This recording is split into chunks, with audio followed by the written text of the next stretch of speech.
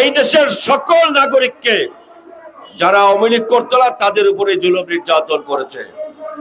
আজকে ডক্টর মোহাম্মদ ইউনূস প্রধান উপদেষ্টা রয়েছেন, তার সঙ্গে তরুণ এবং বিশিষ্ট ব্যক্তিবর্গের সমন্বয় একটি উপদেষ্টা কমিটি রয়েছে।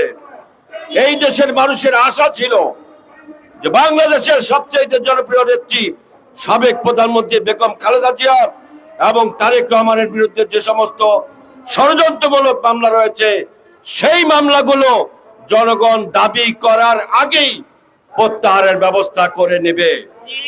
কিন্তু দুঃখজনক হলো সত্য, এখনো পর্যন্ত তা প্রত্যাহার করা হয়নি।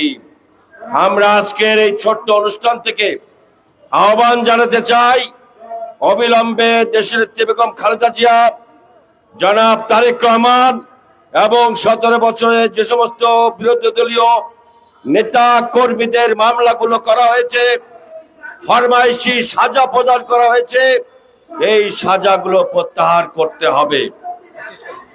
আরেকটি বিষয় আমি বলতে চাই, সেটি হচ্ছে সাম্প্রতিককালে সমন্বয়কদের মধ্যে কিছু কথাবার্তা আমরা লক্ষ্য করছি। সমন্বয়ক বন্ধুরা, তোমরা আমাদের সন্তান, তোমরা এমন কোনো কথা বলবে না যাতে করে তোমার অভিভাবকরা অসন্তুষ্ট হয়। তোমাদেরকে কিন্তু তোমরা যাদের সন্তান, তারা কষ্ট করে লেখাপড়া করে মানুষ করেছেন, তারা কারা তাদের দিকে তোমরা খেয়াল রাখবা। 17 বছরের আন্দোলনের এই প্রেক্ষাপটে এসে তোমরা অবশ্যই বড় ভূমিকা পালন করেছো, জাতি তোমাদেরকে শ্রদ্ধা ভরে স্মরণ করবে। এইটুকু বলেই আমি অবিলম্বে দেশনেত্রী বেগম খালেদা জিয়া এবং তারেক রহমানের মামলা